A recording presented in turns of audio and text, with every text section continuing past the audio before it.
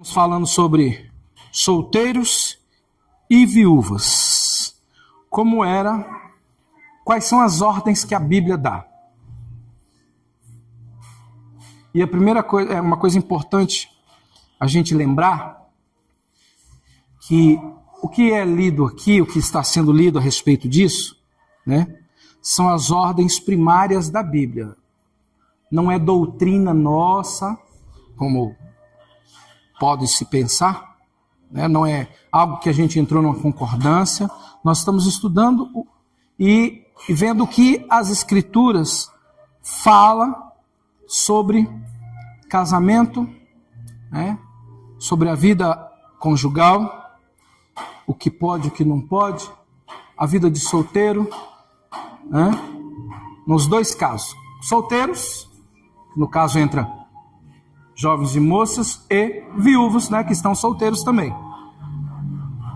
O que a Bíblia ensina sobre isso?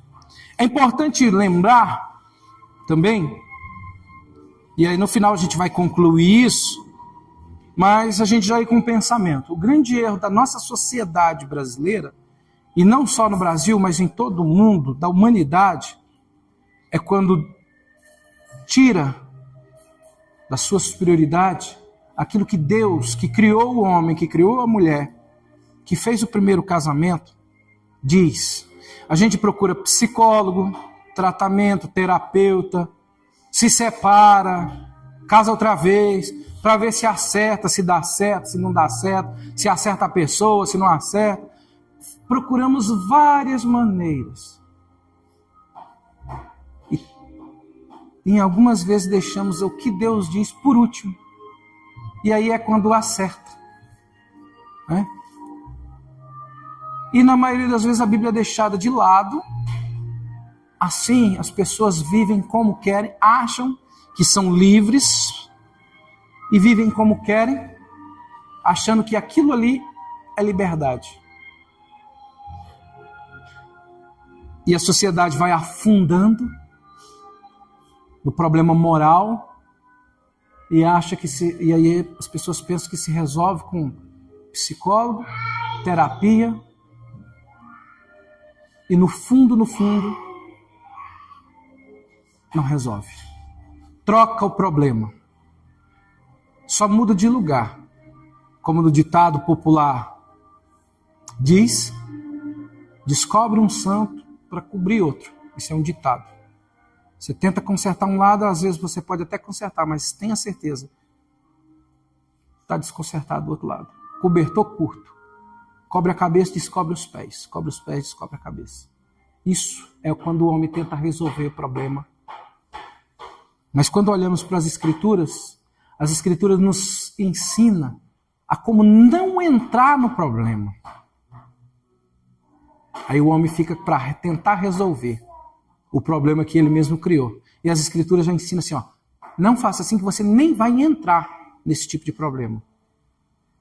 E se você fizer assim, você pode até ter problema, porque o mundo está caído em pecado, mas logo em seguida ela já explica, faça desse jeito que você vai conseguir resolver. E nós, né, nossa congregação, que é um dos nossos credos que nós cremos, né, é que só a Escritura, o que a Escritura diz, isso é verdade. Fora dela, se tudo que o homem inventar vier de encontro, confrontar as Escrituras, não serve. Eu fico com ela. Né? Bom, capítulo 7. Nós fizemos a nossa leitura até... Vamos ver aqui, foi o 15? Ou 16 ou foi o 20? Me ajudem aí, quem foi que... Aí tem que começar... 17? Mas... Não, a gente falou. Hã? Não? 11. Eita, mas nós estamos longe, meu Deus do céu. 11.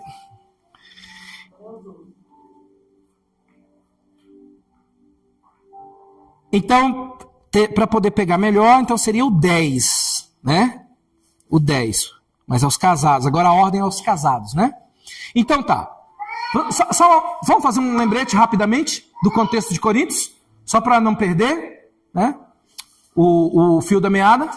Coríntios, a cidade de Corinto, a igreja que estava lá, uma igreja que tinha muitos dons, tinha dom de tudo, de língua, revelação, profecia, cura, etc, etc, mas tinha grandes problemas. E esses dons, por ela ter muitos dons, ela achava que aquilo ali era espiritualidade e deixou outros problemas crescerem no meio da igreja. Vamos lá para os problemas? Primeiro, nós dividimos em 5 tópicos, né? Primeiro, divisão na igreja. Problema da divisão. Segundo problema, a imoralidade tomou conta da igreja. Engraçado, né? Cheio de dons, como diz eles mesmos, e Paulo depois repreende por causa disso, achando que a pessoa ter dom é uma pessoa espiritual. Longe, mas está longe disso.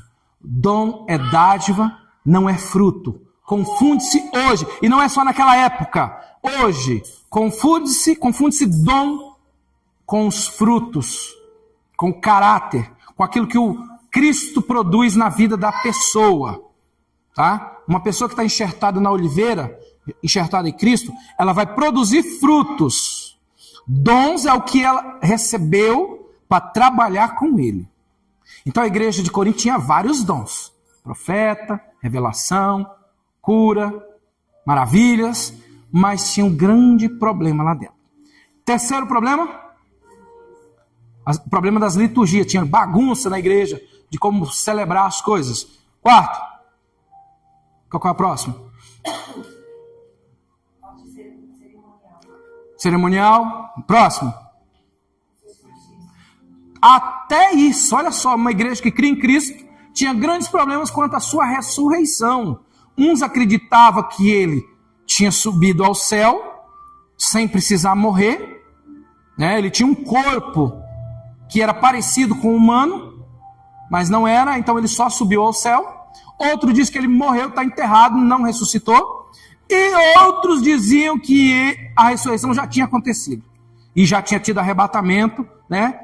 Pronto, estava aquela dissensão quanto a isso. Então nós tivemos esses problemas. Ele diz assim, eu vos escrevo, né, acerca disso.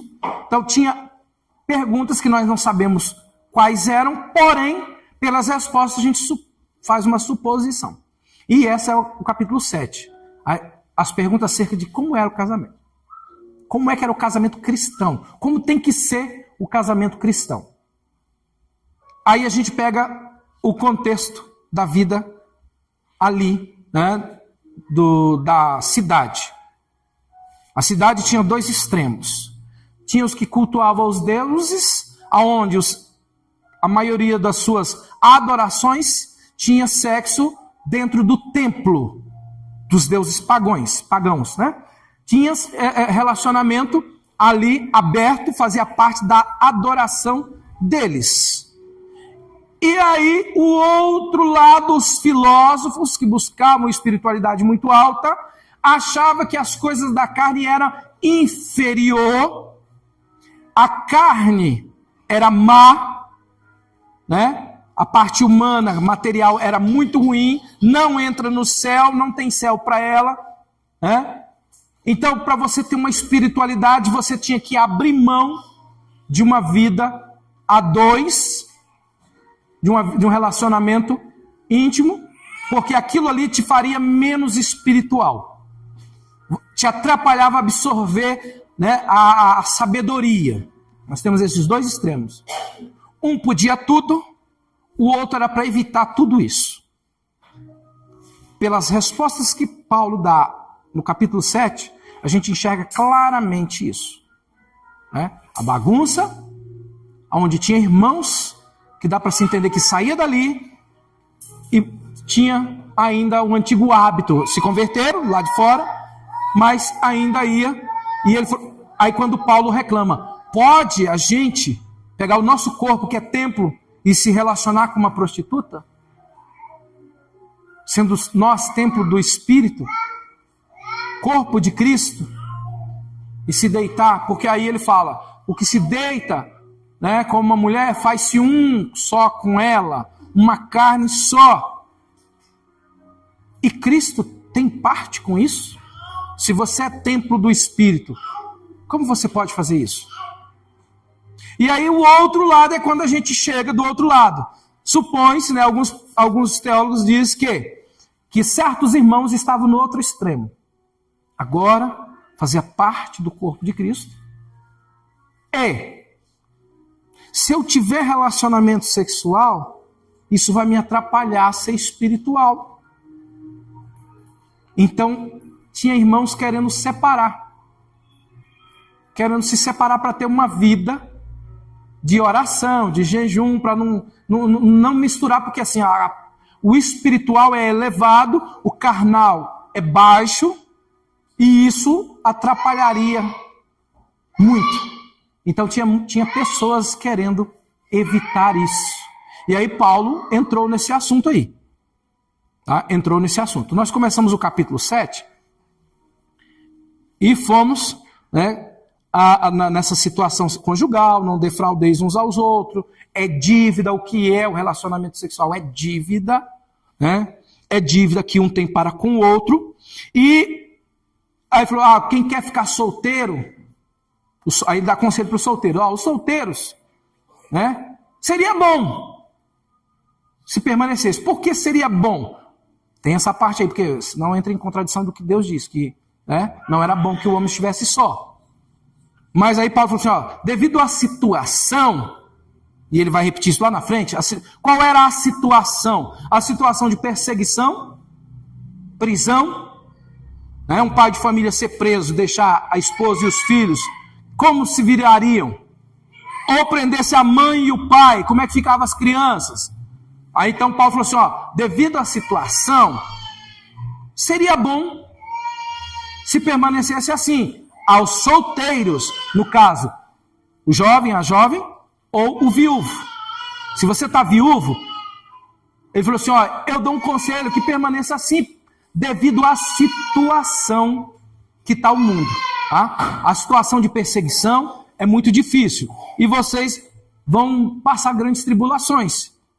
Bom, aí entra no nosso, que nós paramos aí no versículo 11. Aos casados, não, eu vou ler o 10. Aos casados ordeno, não eu, mas o Senhor, agora é ordem do Senhor, que a mulher não se aparte do marido, mas se apartar, que ela permaneça solteira, ou que se reconcilie com seu marido.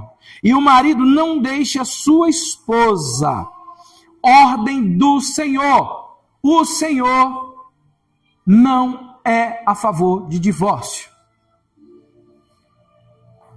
Deixa eu colocar mais um contexto aí, porque aí lá na frente vai ter aquelas perguntas que vocês fizeram no sábado passado. Qual era o contexto? Era um novo povo se formando ali. Quando o Senhor Jesus pregou lá atrás, há uns anos atrás, ele pregou no meio dos judeus. E no meio dos judeus, todo mundo ali era da sinagoga, era casado, então ele estava pregando para aquele povo, né? Dali sairiam os filhos. Mas ele estava pregando para o povo, onde era tudo bem certinho, casado. Agora Paulo está pregando no meio dos gentios, onde o povo veio de uma religião, de outra, e tinha aquela bagunça. Então, às vezes, convertia o marido, não convertia a esposa. Ou, às vezes, convertia, né, a esposa e não convertia o marido. Lá nos judeus, os dois, quem era da sinagoga, eram os dois. Ali, agora, com Paulo, é uma nova geração. Por isso que alguns ensinamentos que o Senhor Jesus falou lá, ele não completou, porque não precisava ali. Agora vai precisar, porque agora ele prega, o homem se converte, a mulher não quer. Ou vice-versa, a mulher se converte, o homem não quer. E agora, como é que fica a situação? O ensinamento agora ele está dando dentro da igreja, mas ele vai chegar nesse lado aí. Dentro da igreja, irmãos, irmã, não largue seu marido. Irmão, não largue sua esposa. Não sou eu que estou falando, é o Senhor. É ordem, divórcio. O Senhor, como fala lá no Velho Testamento, nos profetas, o Senhor, né, abomina o divórcio. Não largue. O Senhor Jesus deu uma abertura lá atrás. Uma. Qual era ela? Lá em Mateus 19. Adultério. Foi a única que o Senhor Jesus disse. Por causa, ele falou assim, ó, lá atrás foi permitido dar divórcio por causa da dureza do coração. Aí Deus permitiu o divórcio. Ele permitiu não porque ele gostava, porque não foi para isso que ele criou o homem. O problema é que o pecado entrou depois e fez um estrago. Se alguma irmão tem esposa descrente e ela consente em habitar com ele, não a abandone. E a mulher que tem marido descrente e ele consente em habitar com ela, não o abandone. Porque o marido descrente é santificado pela esposa e a esposa descrente é santificada pelo marido. Do contrário, os vossos filhos seriam impuros, mas agora são santos. Dá uma pausazinha para poder ir no 15. Aí vem a hora que ali agora chegou no momento que tinha irmãos que a esposa não estava ou vice-versa. E agora, nesse caso, quando o marido não quer ou quando a esposa não quer a igreja, o que é que a gente faz? A gente se converteu. Ele não está falando para que isso não é abertura para jovens ou para pessoas que estão na igreja se casar com pessoas de fora. Ali ele está pegando no contexto pessoas que já são casadas e agora um se converte e o outro não. Porque depois lá na frente fala assim, ó, se quer casar, para as viúvas ele fala, né? Ou viúvo. Contanto que seja no Senhor. Então não pode ter mistura. Ou você permanece puro, ou você, se não aguenta, casa, mas com alguém dali. Né? Da fé, que crê em Cristo. Senão você vai ter problema. Aí ele falou assim, agora, as pessoas que vêm, e o marido não quer, ou a esposa não quer, não abandone. É um conselho. É um conselho. Viu que ele falou assim, ó, agora sou eu e não o Senhor. Não abandone. Se ele consente, ou ela consente, não abandone. Continue vivendo, não está pecando. Não é pecado. Se um se converte, o outro não. Mas se amam, querem continuar, ou ele ou ela, quem não entrou, não se converteu, respeita, deixa, não se importa, não quer, mas não se importa, não deixe, permaneça. Essa história dos filhos santificados é interessante, né? Ele fala assim, o marido ou a esposa que é descrente é santificado no que é crente, né? No cônjuge que é crente. Por quê? As bênçãos que o Senhor abençoa a família por causa do cônjuge crente, atinge o que não é crente. Tal qual José no Egito. José estava na casa de Potifar. O que a Bíblia diz? Que o Senhor abençoou a casa de Potifar por causa de José. O Senhor abençoou depois o Egito por causa de José. Então, esse santificado não é porque o homem ou a esposa agora está salvo. Não. Lá na frente diz, ó, você não sabe se vai salvar seu marido ou sua esposa. Não é isso. O santificado é que tudo que é separado, porque a palavra santificado, a palavra santificação, ela ficou muito, virou um jargão de pessoa que é puríssima. Santíssimo, não tem pecado, a pessoa é santo. Não.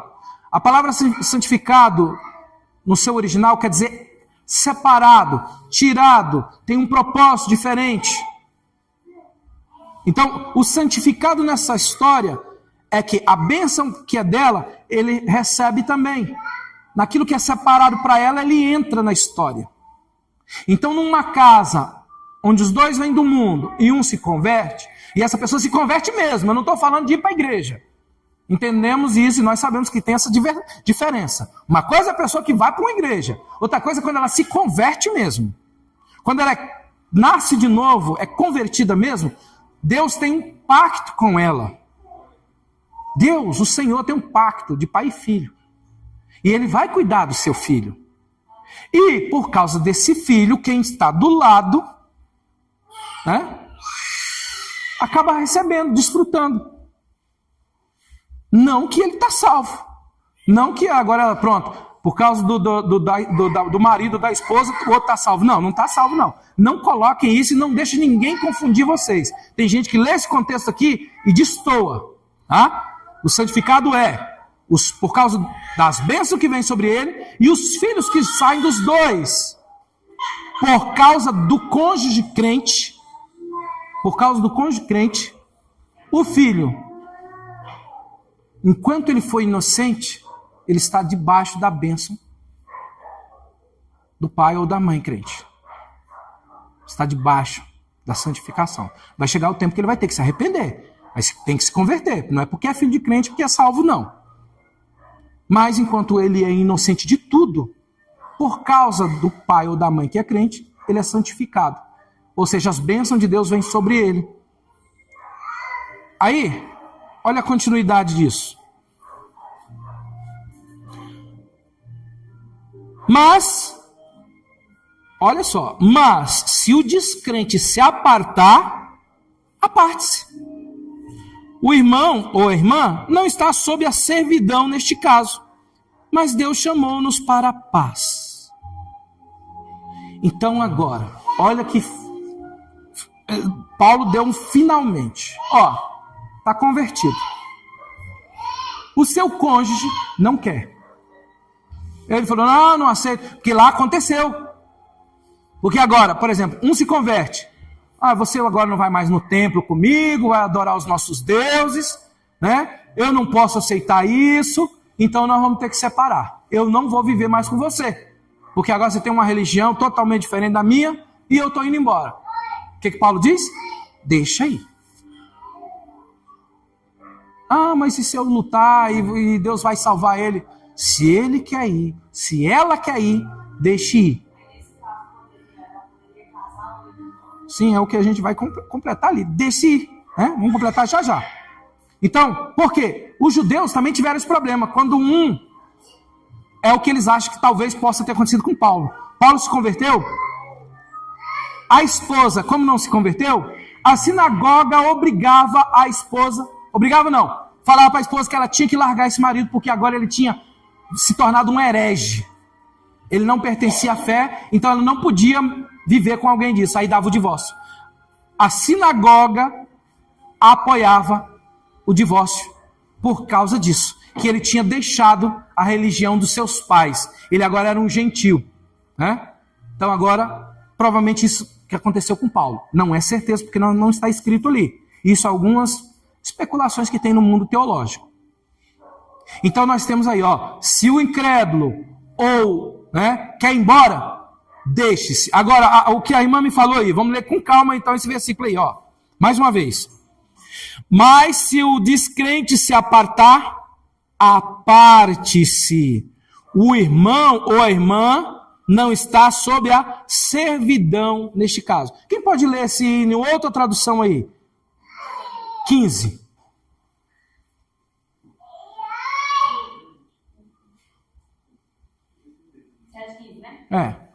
Mas se o descrente... é igual, né? Eu estou lendo na King James, eu quero uma diferente. Lê. Mas se o descrente se apartar, aparte-se. Porque neste caso o irmão ou irmã não está sujeito à servidão, mas Deus chamou-nos para a paz. Aparte-se, divorcia. Você não está mais sujeito à servição, você não tem mais obrigação.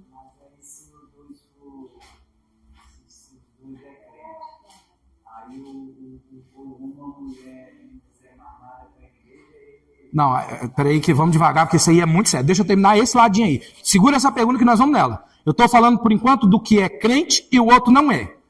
Vão para a igreja. Um se converte, o outro não. Esse não quer. Né? E não quer mais nem essa pessoa. Não, você vai para essa religião? Pois agora eu estou indo embora. Abandono. O catecismo de Westminster, né, uma comunhão que tem da igreja presbiteriana antiga, eles entendem que isso ele chama de abandono. Na situação de abandono. Um é ímpio, um não quer saber. Ele entende isso aí como um abandono, eu não quero. E aí o final do versículo diz assim, você não está mais sujeito a uma servidão, você não tem mais a obrigação com aquela pessoa, porque ela abandonou você. Ela não quer, ela é um ímpio e não quer você. Ela não aceita você desse jeito. Antes, se ele consente viver, continua, não larga não. Conselho. Né? Mas se ele se apartar, deixa aí, você está livre. Se um irmão, ele se converte, o outro não quer, por causa da religião, endurece o coração e vai embora, está livre da servidão com aquele ali. Porque, como nós entendemos, um com o outro, nós temos uma servidão. Eu vivo para agradar a minha esposa. Ela vive para me agradar. Eu tenho essa obrigação com ela perante o Senhor. Ela tem essa obrigação perante o Senhor comigo. Então eles entendem isso como algo, como obrigação, dívida, como nós estudamos no sábado passado, dívida. Quando um é crente, o outro não se converte e não quer, e esse vai embora, deixa ele ir. Acabou a obrigação que eu tinha. Acabou a obrigação. Pode ir, que essa está livre. Não tem mais obrigação. Então, o entendimento é, você está livre, permanece, se quiser permanecer solteiro, livre, amém? Se não, case no Senhor. O divórcio, nesse caso, é aceitável, por quê? Porque não tem fé. Um não crê, não tem fé e não aceita o outro. Então torna-se como se fosse um abandono. Eu não quero saber, eu não quero mais congregar, não quero mais viver com você, você agora é crente. É um ímpio, é no caso de ímpio, de desconvertido. Tem que gravar isso, essa situação, porque aí sim nós vamos chegar nessa aí. Qual é a liberdade? Um é crente, o outro não é. Quem não é crente, abandona, vai embora, esse está livre. Livre. Livre. Pode se casar. Por quê? Porque esse que abandonou não quer saber. É o abandono. Ele não entende, não quer a fé, não aceita.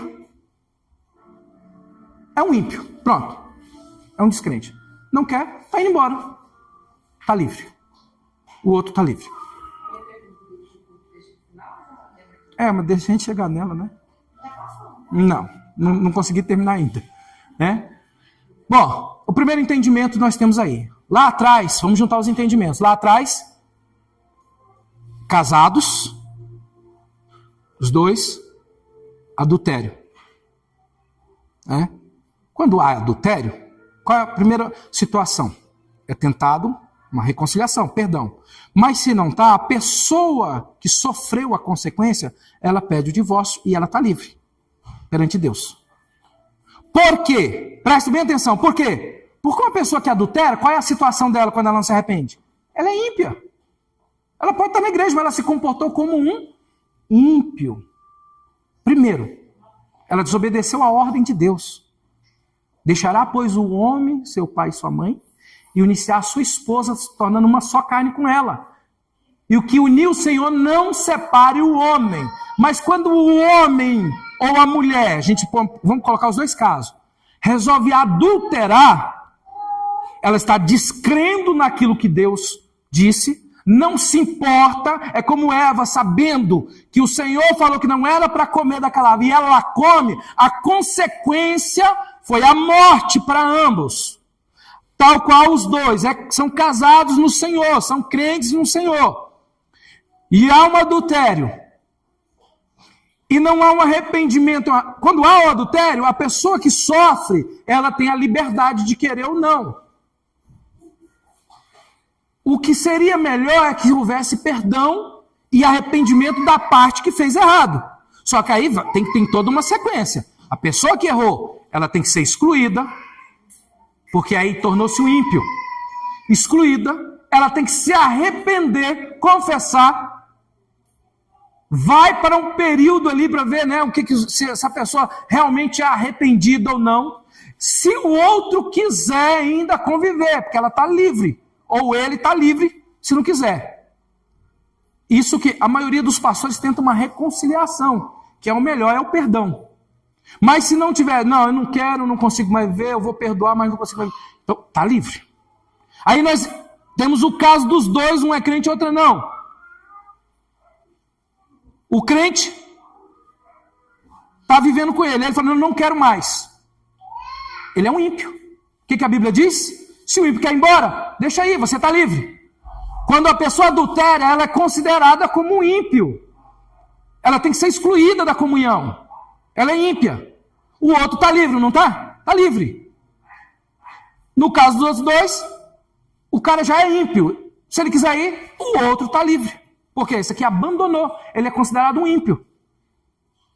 Ele abandonou, então está livre para casar. Tá? Continua na leitura dizendo assim, ó. Porque tem gente que queria, não, se eu separar eu estou morto, ele tem que viver comigo. Ó, porque como sabes, ó esposas, se tu salvarás teu marido? Ou como sabes, ó homem, se tu salvarás sua esposa? Então, nós temos este problema. E essa liberdade. No caso de abandono por parte de um que é ímpio. O outro está livre. Se abandonou, se não quer, se é por causa de ser crente, se ele não é crente e não quer viver com quem é crente, quer se comportar como ímpio, vai embora. Deixa ele ir embora. Você não é para tomar atitude. O conselho é, não tome essa atitude, não largue. Mas se o seu cônjuge não quer saber e quer ir embora, quer o divórcio, dê o divórcio. Você não está mais debaixo da servidão daquele casamento. Você não tem mais obrigação, tá? Essa servidão aí é a obrigação. Você não tem obrigação. Porque o outro quebrou a aliança que vocês tinham antes, não quer saber. Ele é ímpio, não se importa com a tua religião e ele quer ir embora. Porque senão, como é que ficaria? Nós tínhamos casos nas igrejas aí, que casaram novo, os dois, e aí um dos dois foi embora, abandonou. Aí o que a outra parte, a igreja segurou e aquela irmã não podia casar com ninguém. Ela tinha que envelhecer, ela tinha 22 anos. Ela tinha que, enquanto o outro estivesse vivo, ela não podia casar com ninguém. E aí? Olha o jugo que jogaram nas costas dela. É a servidão, né? O jugo ficou maior do que o próprio jugo que o Senhor Jesus colocou. Porque o outro abandonou. Agora vamos entender, para que aí a gente chega naquelas perguntas aí. O cara abandonou, casaram-se na igreja os dois crentes. Tu lembra dela? Lá que a gente conheceu lá em Belo Horizonte? Acho que é Beatriz. Uma mocinha novinha, que estava na casa do pastor Júlio, que o rapaz, eles tinham se casado e tudo, por profecia, etc, etc. E o cara foi embora, abandonou ela. Ela nova, se ela era mais velha que a gente, era 1 ano ou 2. Eu acho que ela tinha uns 22 anos. Nova, não tinha filho, não chegaram a ter filhos. O cara foi embora e ela estava na casa do pastor. E a maioria disse que não era para ela casar. Ou ela voltava com ele, eu nem sei o que tinha acontecido com ele, porque ele já tinha casado, não sei. Ou ela para ficar solteira o resto da vida. Que tal o tamanho desse jugo nas costas de um jovem? Porque tem gente que tem um dom. Como nós lemos lá, tem uns que tem um dom. Porque para casar é dom, e para estar solteiro é dom também. Tem gente que é melhor estar solteiro. Ele se sente melhor, se sente livre para trabalhar para o Senhor, não tem o seu lado sexual, hormonal, não aflora. Se ele vigiar, evita, ele não sente necessidade nenhuma de relacionamento sexual. Ainda mais quando ele se emprega nas coisas do Senhor, que ele tem vontade. Aí Paulo falou assim, faz bem, faz melhor, que você cuida só das coisas do Senhor. Mas tem gente que não tem esse dom. Como diz lá, é melhor casar do que estar abrasando. Sente a necessidade, tem os impulsos primários sexuais. Aí como é que ficaria? Eu não sei, eu não conhecia essa menina, só a gente conheceu lá. Eu não sei como ela era, como era a sua família. Agora você imagina, ela tinha 22, hoje, né? Vou fazer 47. Significa que se ela tiver uns 50. Será que ela está solteira até hoje? Será que ela conseguiu ficar solteira? E pura. Porque solteiro, hoje em dia solteiro é quando a pessoa não tem ninguém no nome dela. Mas quando o negócio arrocha, vai ali para aquelas avenidas ali de cima, ou conhece alguém no Face, se encontra ali e cumpre os seus desejos. Aí a Bíblia chama-se de fornicação. e ela abomina. Bom, neste caso dessa menina, se eu não me engano, foi posto esse jugo, essa servidão maior do que... Se o cara abandonou, o que acontece? Ele abandonou, reúne-se o conselho da igreja, reúne-se a igreja. Essa atitude foi uma atitude, primeiro, de homem? Não. Segundo, de cristão. Porque era para ser o contrário. Deixará, pois, o homem seu pai e sua mãe, e se unirá à sua esposa. Ele deixou a esposa. E abandonou. Aí abandono. Isso é posição de crente ou de ímpio? O que vocês acham? É de ímpio. Você não sabe o que estava passando entre os dois. Bom, o problema é isso. Aonde está o grande problema? O maior problema é que aí todos os pastores que cuidam de zelam têm a mesma reclamação. Quando você vai cuidar de um casamento, é quando ele já está no final. Aí vão atrás do pastor. Aí vão querer saber o que Deus pode fazer nessa causa. Se você não cuida lá atrás. Todo cuidado de Deus é preventivo. Mas quando a pessoa procura apoio, pastor, é quando já está... você não sabe o que esse homem me faz. Você não sabe o que essa mulher me faz. Aí já está tudo muito estragado, é muito difícil de se consertar. Porque ele chegava em casa, ele me xingava, aí vem aquele negócio, né? Xingava, ele me batia, e aí eu fui embora. Aí no caso dela, aí poderia ser o contrário, né? Quando eu chegava em casa, ela brigava porque eu não trouxe dinheiro, jogava panela na minha cara, ele podia muito bem dizer isso. E aí eu não aguentei essa mulher e fui embora. Deixaram chegar nessa situação. São situações que acontecem. E aí entra a sua pergunta. Qual foi ela? No caso de casamento com feição tóxico, né? Com agressão física, verbal, se tem uma... Primeira coisa, agressão física é coisa de crente? Então nós já estamos vendo ímpios casados. Aí tem que ver aí onde está o problema. Quem é o problema? E por que deixou chegar nisso? Se os dois são cristãos, congregam, por que eles estão vivendo? Porque divergência e diferenças tem em todos. Porque são duas pessoas diferentes. O negócio é como se resolve isso. Eu tenho que ver quais são os meus limites no meu tratamento com a minha esposa. E ela tem que ver os limites dela. Sempre olhando para o Senhor. E o perdão é mútuo. A gente vive sempre um perdoando o outro, porque nós queremos chegar na presença do Senhor. Porque nós somos dois cristãos. Agora, quando um não se importa com as coisas de Cristo, ele vai tratar mal a sua esposa mesmo. Vai desrespeitá-la a ponto de arrumar a namorada fora. E aí, ele vai ter alguma preocupação com a de dentro? Não, ele vai destratar mesmo, até porque que ela peça logo o divórcio ou caia fora, porque ele está já com outra. O problema é que quando chega para o pastor, já chega quando está nesse ponto.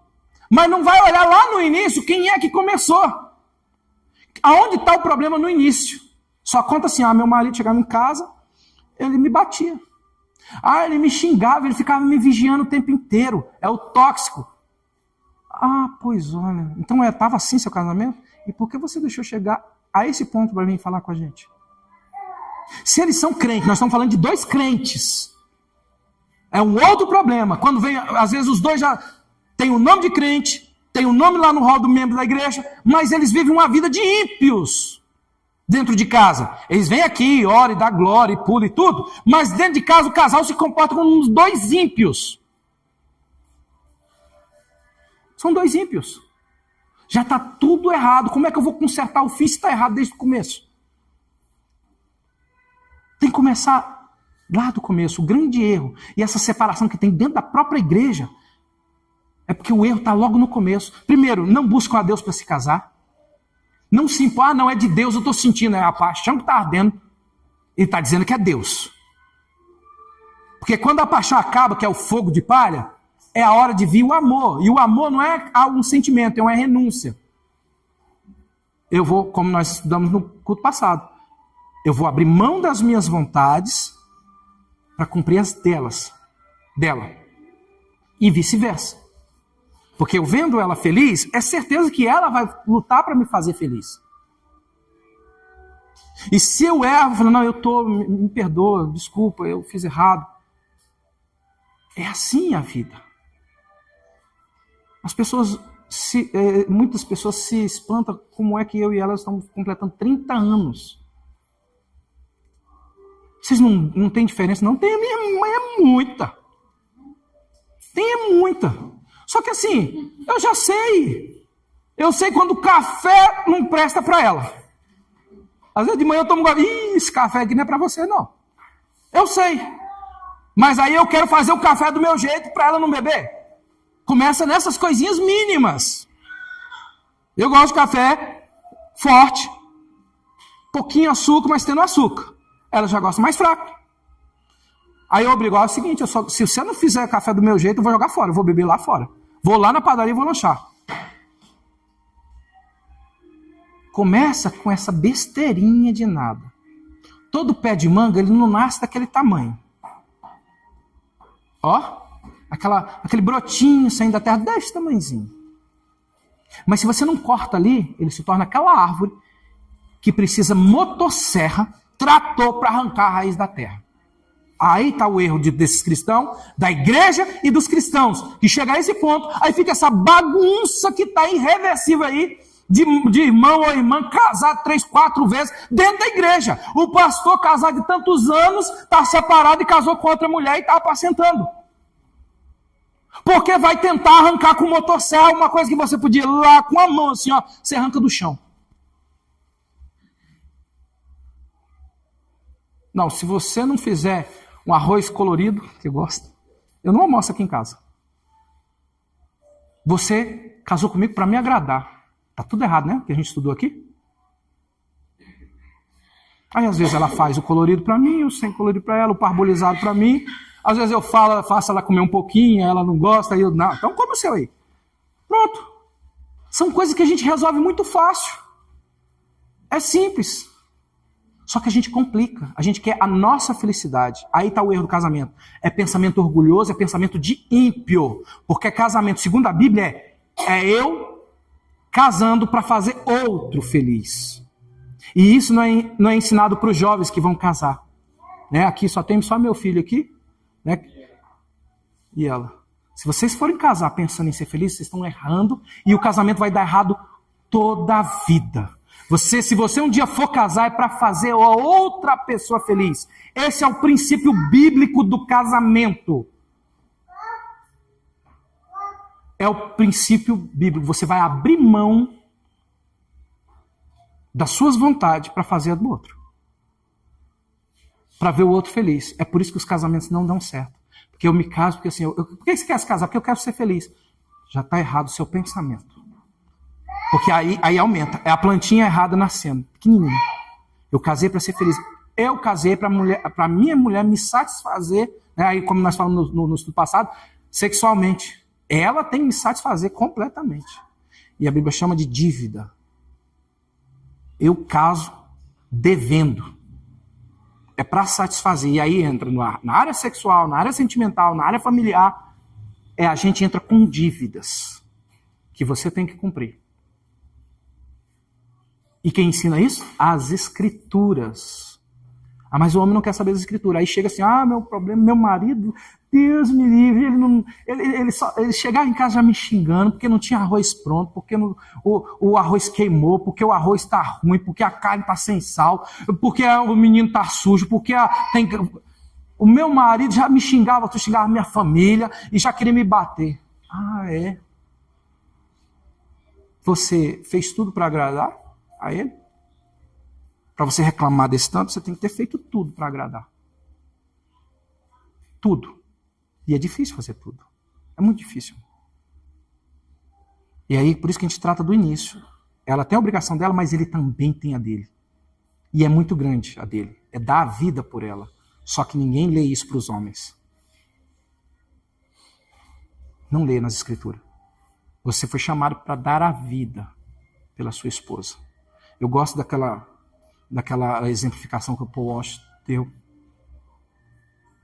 Quando eu escutei aquilo dele há muitos anos atrás, Aquilo ali impactou na minha cabeça, fiquei pensando, meu Deus, como é sério, nunca ninguém explicou isso, nem quando a gente casou, nem quando nós casamos, alguém falou isso. Ele deu um exemplo, está você, a sua esposa e o seu filho num barco, numa canoa. A canoa afunda. Seu filho e sua esposa não sabem nadar e você só consegue salvar um. Quem você salva?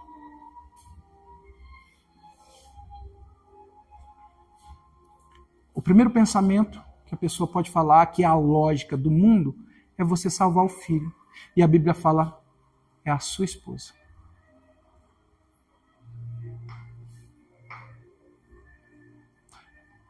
Efésios diz no capítulo 5 que assim como Cristo deu a vida pela igreja, assim deve o marido dar a vida por sua esposa e amá-la como Cristo amou a igreja.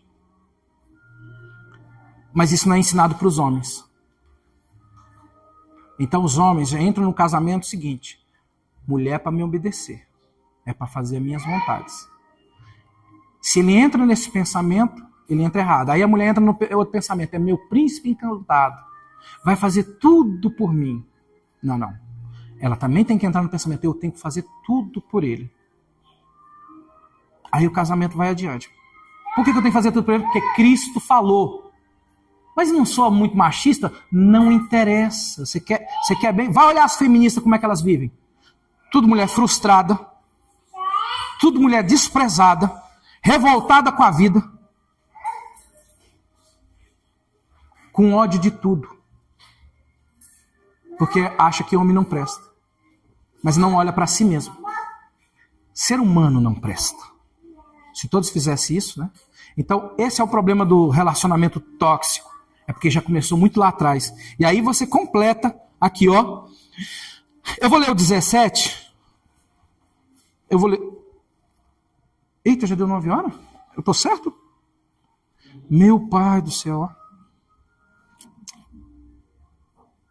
Eu vou ler o 17, só ler aqui então. Mas assim como Deus distribuiu a cada homem, como o Senhor chamou a cada um, assim ele ande. E assim é que eu ordeno a todas as igrejas. Né? Então, ó, se o Senhor Deus chamou casado, não busque separar. Vai falar isso lá na frente. Chamou solteiro? Não vá atrás de casamento. Mas se você não consegue, case, porque não peca. Aí ele usa o exemplo da circuncisão. E algum homem chamado sendo circuncidado, não se torne circuncidado. É alguém chamado estando incircuncidado, não se torne circuncidado. A circuncisão nada é. E também a incircuncisão nada é. Mas sim a guarda dos mandamentos de Deus. Cada homem permaneça na vocação que foi chamado. Fosse chamado servo, não te preocupe. Mas se tu podes chegar a ser livre, aproveita bastante. Porque aquele que é chamado pelo Senhor, sendo servo, é homem livre no Senhor. E semelhantemente, todo aquele que é chamado sendo livre, é servo de Cristo. Fosse chamado por um bom preço, ou comprado por um bom preço, não façais servo dos homens. Mas cada um permaneça naquilo que foi chamado. Então assim, tenha cuidado, não se preocupe. E você agora chegou aqui, aí eu tenho que mudar. Não. Fica ali. Fica firme. Está casado? Fica firme. Está solteiro? Fica firme. Se você veio para cá e é circuncidado, tem a marca... Não vai se preocupar não com isso não. Se você chegou, não tem a marca do judaísmo, permaneça. Se você é um escravo, não, agora eu não posso ser mais... Eu sou crente agora eu tenho que ser... Não. Permaneça. Porque você é livre em Cristo. Você foi livre dos seus pecados. Ah, você é livre... Né? Preste atenção. Você agora é escravo de Cristo. Então, outras preocupações não pode atrapalhar a vida. A preocupação principal é agradar a Jesus. O final, por isso que ele citou tudo isso aí, é porque assim, o final de tudo é como é que você agrada o Senhor Jesus. Como é que você deixa o Senhor Jesus feliz. É nisso que tem que ter a preocupação. Não a sistemas religiosos. Não faça-se servo de homens. Continue servo de... seja servo de Cristo. Escravo de Cristo. Se alegre nele.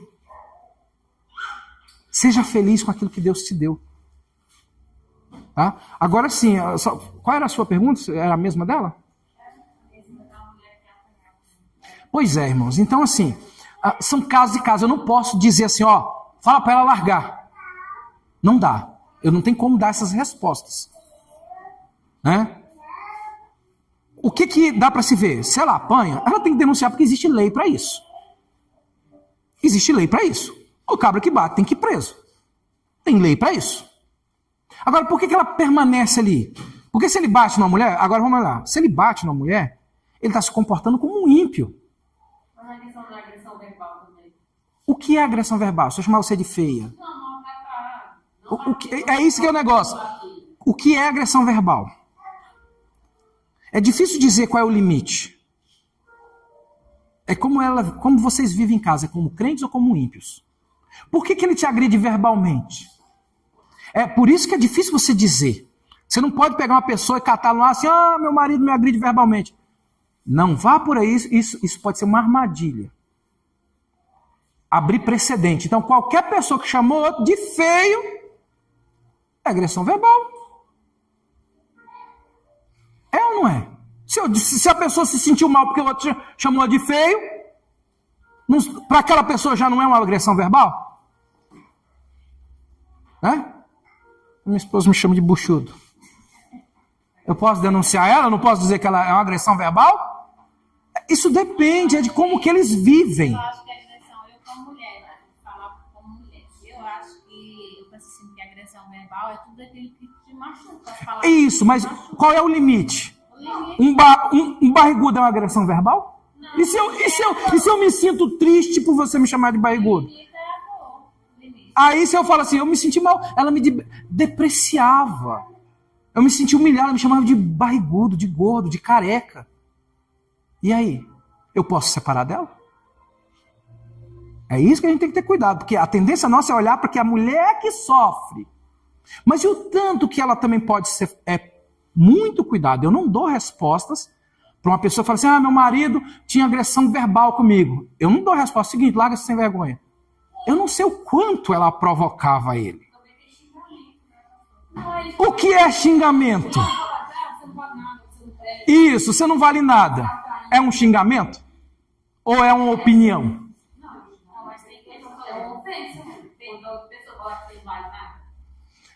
Não seria uma opinião dela?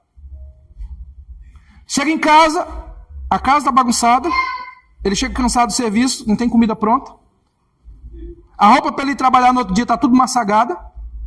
Mas então tá tudo. Pera aí, deixa eu terminar, vocês não deixam, tem que ver o contexto todinho. Tá pronto, tá desse jeito. Se ele falar assim, você não vale nada, ela valeu alguma coisa para ele aquele dia?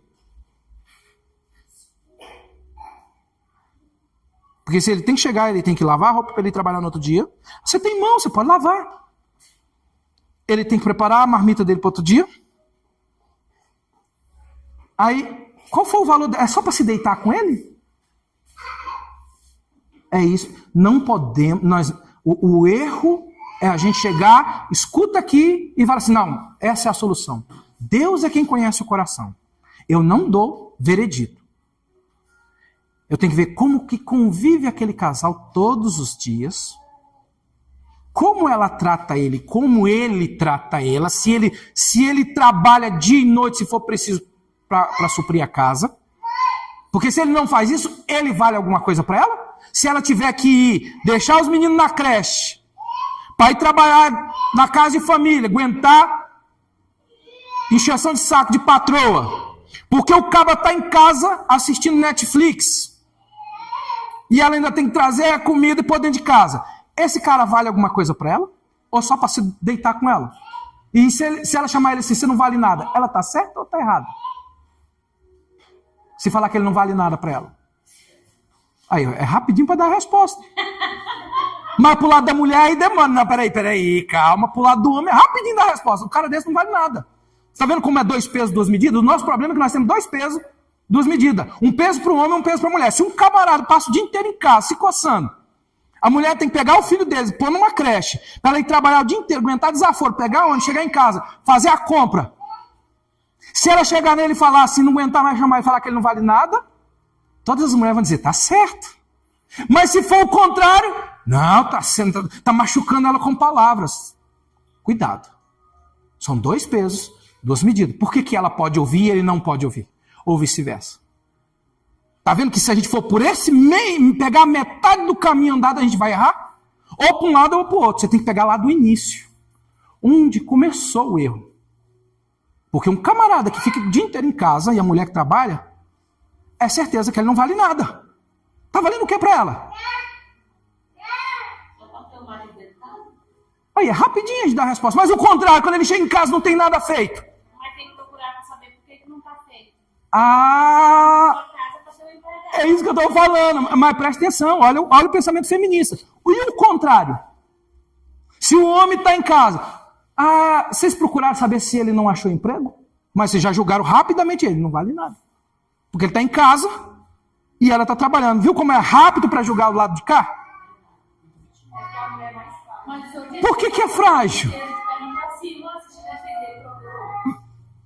Eu não terminei, vocês procuraram. Quer saber se ele não ligou, não mandou um e-mail? Vocês quiseram saber se não tem mais alguma coisa? Isso, faltou esse lado aí. Por que ela não fez? Será que ela não está o dia inteiro também assistindo? E o menino chorando? Ou então põe a comida para cozinhar, vai continuar assistindo, queimou o arroz porque estava assistindo, ele chega em casa, está o arroz queimado. Não, ele é tóxico. Ele falou que ela não vale nada, está maltratando ela. Mas o contrário é rapidinho, está sentenciado. O cabo não vale nada. Isso, o problema é aí, irmã. A gente não pode, a tendência esquerdista é dizer que a mulher é a vítima. Não.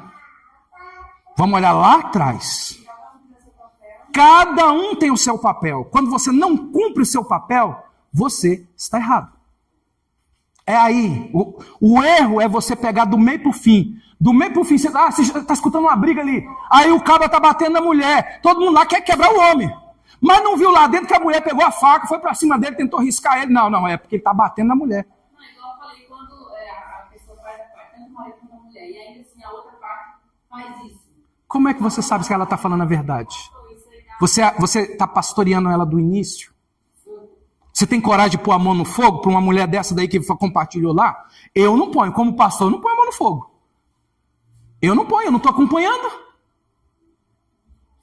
Até vocês que são as ovelhas que Deus colocou para eu cuidar. Eu sei como vocês vivem. Eu tenho ideia. Não sei das intimidades, mas eu tenho ideia pelo... Então assim, eu tenho ideia de chegar, começar a acontecer alguma coisa, eu sentar com vocês. Porque eu estou vendo onde pode estar começando o problema para poder, podar na raiz. Mas como é que eu pego um e-mail de alguém que fala assim, eu estou querendo largar do meu marido, porque ele me agride verbalmente, ele não compra as coisas para mim. O que você acha? Eu posso pedir o divórcio? Eu não dou resposta nisso, irmãos. Eu não vou, porque Deus é quem conhece o coração. Mas aí você vai pela maioria, tadinha da mulher, ela está sofrendo. Diz para mim se tem mulher que presta e tem mulher que não presta. Eu conheço de algumas que não valem nada. Como tem homens que não valem nada. Então o problema não é ser homem ou ser mulher. O problema é ser humano. Esse negócio de ficar brigando porque a pia está cheia de louça. Gente, o dia que eu não quero lavar a louça, não quero. Eu vou lavar amanhã. Lavo depois da manhã. Negócio de marido ficar falando, chega em casa. Mas se ele reclamar, ele está certo? Uai, deixa ele reclamar, uai. Cuidado, não vai dar esse mau exemplo aí não. Porque assim, qual é a minha função? Eu não reclamo, porque eu sei que é função dela. Mas se um marido falar assim, tá ruim isso aqui. Olha, se olhar rapidamente, ele trabalha. Ele está deixando faltar as coisas? Não, cumpre o dever dele. O certo dele é não olhar para isso. Mas se ele chegasse a olhar, todo mundo vai falar assim, não, ela faz quando ela quiser. Olha, você pode estar começando a criar uma cobrinha desse tamanhozinho. Esse é o problema. Essa cobra pode crescer. E vai chegar um dia que você não domina mais ela. Isso, mas esse é que é o caso, amor. Não é isso. Você não pode jogar algo assim e começar... nem todo mundo vai entender isso. Vai começar a criar uma cobra. Você vai criar uma cobra.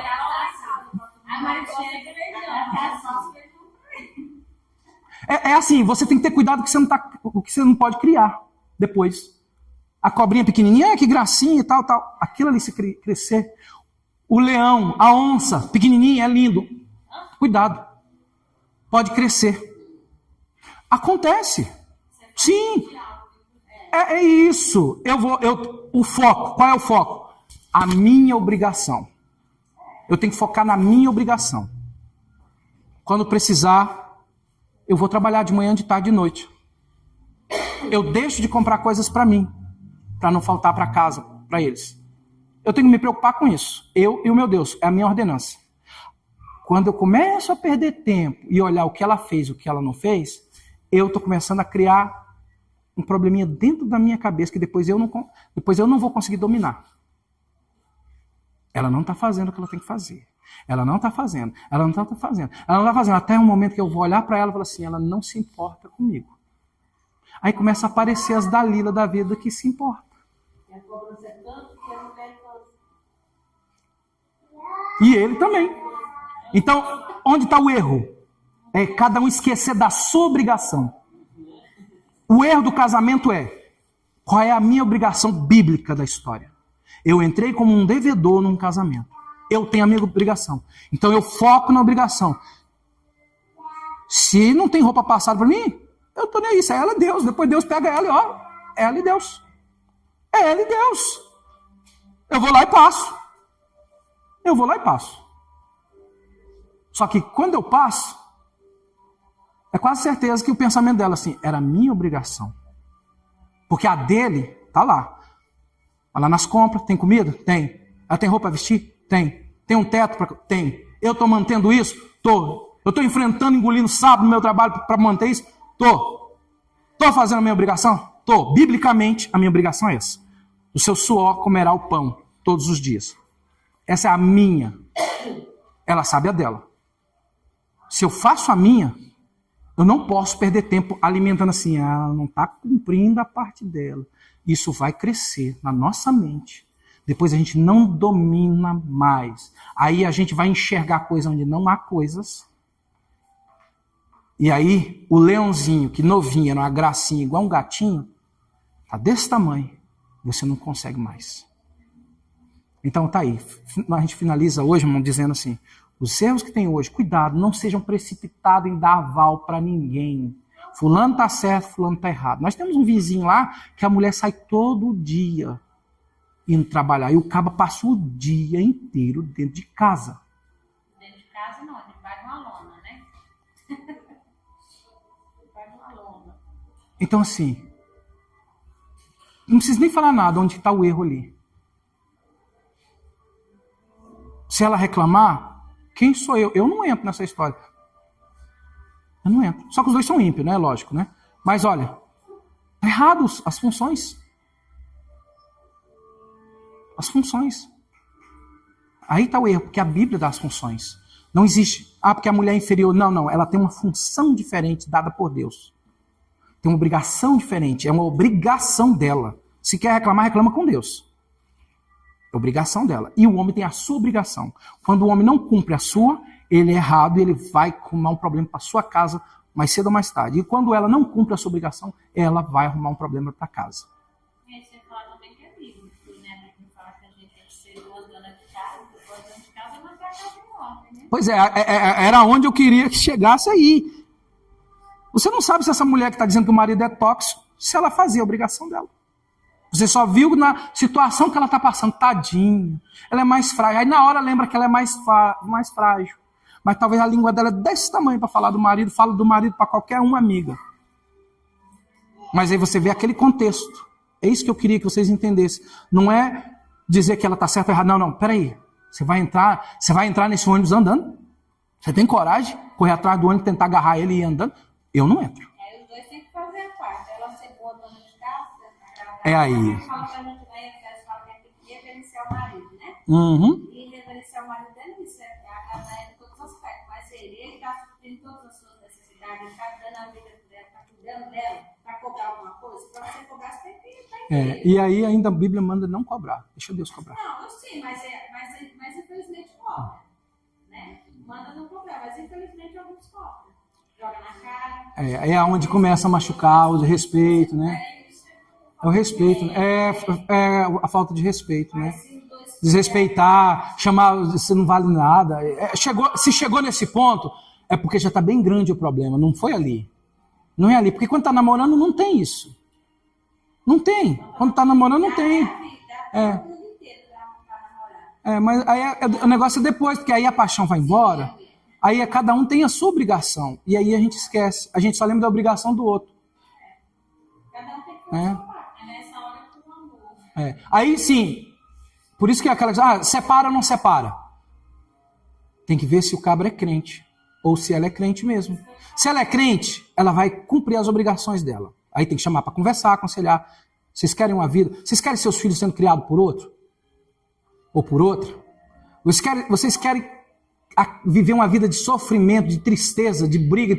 Não quero não. Então vamos começar direito, vamos refazer. É lá atrás o conselho. Ó, cabra, você é homem. A sua obrigação é essa aqui, ó. Vamos pegar aqui a Bíblia, ó. Essa.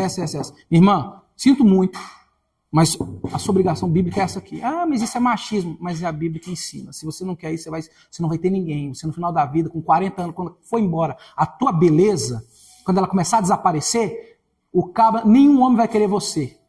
A não ser só para aquela aproveitadinha, se for um rei logo, e joga fora. Você vai viver o resto da vida sozinha. Você quer isso para sua vida? Não.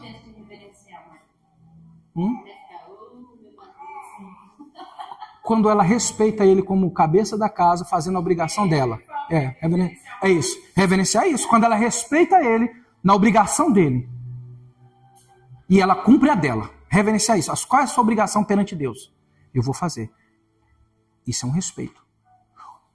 A decisão da casa final é dele, da família. Porque Deus o colocou como cabeça. E ainda coloca assim, ó. Deus é cabeça de Cristo. Cristo veio fazer a vontade de Deus. Ele mesmo falou assim, eu não faço a minha vontade, mas daquele que me enviou.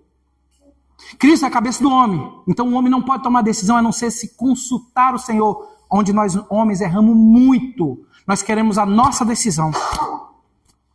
Quando o chefe da casa não é um homem de oração, que fala com o Senhor nas madrugadas, que conversa com o Senhor, que pede orientação, ele está fadado a perder a cabeça. E aí quando ele erra, automaticamente ela vai errar. Porque a responsabilidade que Deus vai cobrar primeiro é dele. Deus vai cobrar de nós homens. Quando a casa está bagunçada, está tudo errado, o primeiro erro, vem cá, Adão, sentar aqui. A tua casa está nessa situação? Não é por ela. Ela não está eximida da culpa. Mas você é o culpado.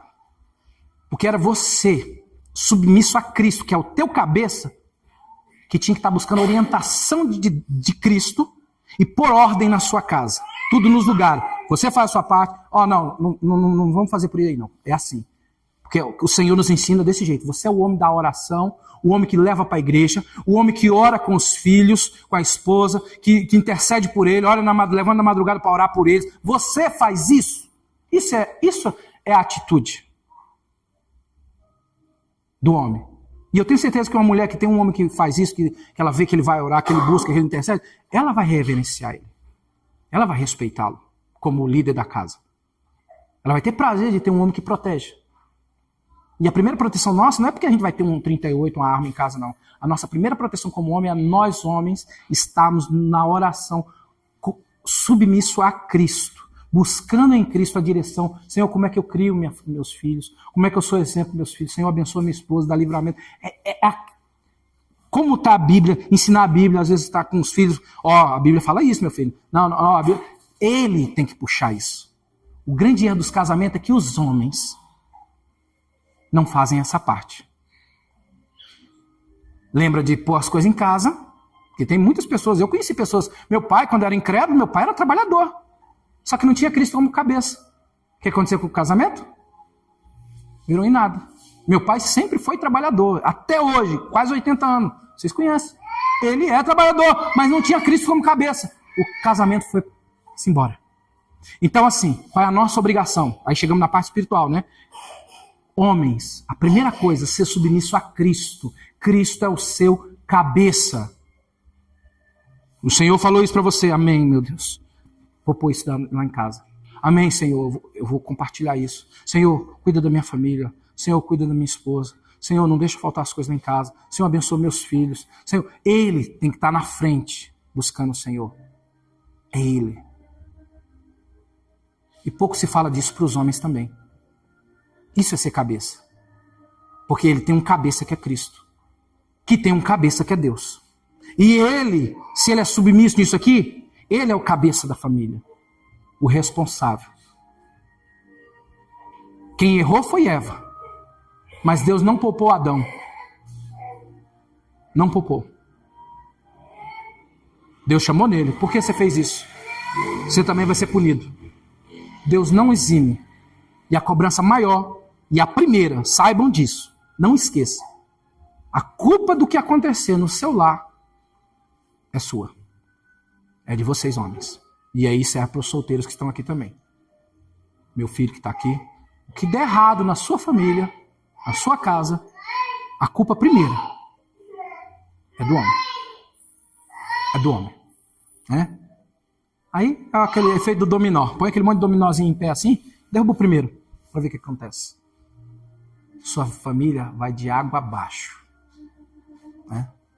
Então a gente encerra por aqui, irmãos, vendo que o problema do divórcio não é o divórcio em si, é o que aconteceu lá no início. Não entre em julgo desigual. Quem é solteiro, não procure ímpio. Se é homem, submeta-se a Deus. Se é mulher, saiba que quando você entra num casamento, você entra com dívida. Se é homem, você entra num casamento, você entra também com dívida. Cada um tem a sua obrigação. Não separar, porque a minha não é. Então, assim, cuidem disso num geral. O casamento é algo lindo porque é bíblico. E no final, Cristo é apontado como noivo. E a igreja, nós somos apontados como uma mulher, como uma noiva. E a Bíblia não manda nós, igreja, se submeter a Cristo? Nós não chamamos Ele de Senhor? Biblicamente, nós não teríamos que obedecê-lo? Não é Ele que intercede diante do Pai por nós? Olha aí, gente, está tudo pré-figurado. Ele intercede no Pai por nós. E nós falamos, amém, Senhor, seja feita a tua vontade. Traz para o lado espiritual e para o lado físico. O homem tem que fazer a mesma coisa que Cristo faz. Intercede pela esposa. E a esposa vai estar lá fazendo o serviço dela. Amém. Pronto. Tudo certinho. O casamento você vai ver seus filhos casarem, vocês dois envelhecerem juntos. Seus netos. Até o dia que um partir. E depois o outro. E a vida continua. O diabo não destruiu o seu lar, porque a sua casa estava firmada em Cristo. E a sua casa só está em pé, porque Cristo sustenta. E o principal culpado por um casamento desabar, o primeiro a ser cobrado, é o homem. Amém?